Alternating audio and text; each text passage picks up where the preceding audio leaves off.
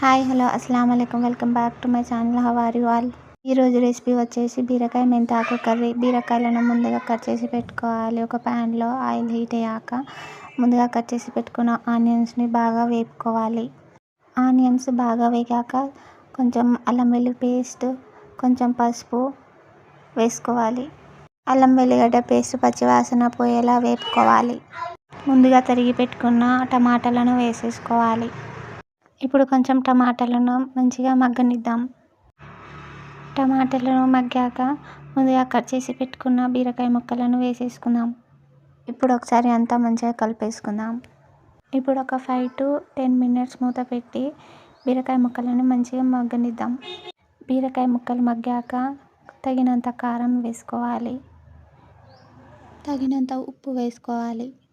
ఇప్పుడు ఒకసారి మంచిగా కలిపేసుకోవాలి. ఇప్పుడు ఒక 10 minutes మంచిగా ఉడకనిచ్చుకుందాం. ముందుగా కట్ చేసి పెట్టుకున్న మెంతి ఆకుని కర్రీలో వేసేసుకోవాలి. ఒకసారి మంచిగా కలుపుకుందాం. ఇప్పుడు మెంతి ఆకును బాగా ఫ్రై చేసుకుందాం. ఒక 5 minutes మూత పెట్టేసుకోవాలి. ఒక 5 minutes తర్వాత మూత తీసి కొంచెం ధనియాల పొడి, కొంచెం కొత్తిమీర వేసేసుకొని మంచిగా కలుపుకోవాలి. బీరకాయ మెంతి ఆకు కూర రెడీ. ఈ వీడియో కనుక మీకు నచ్చినట్లయితే like, subscribe, comment please. Thank you for the watching.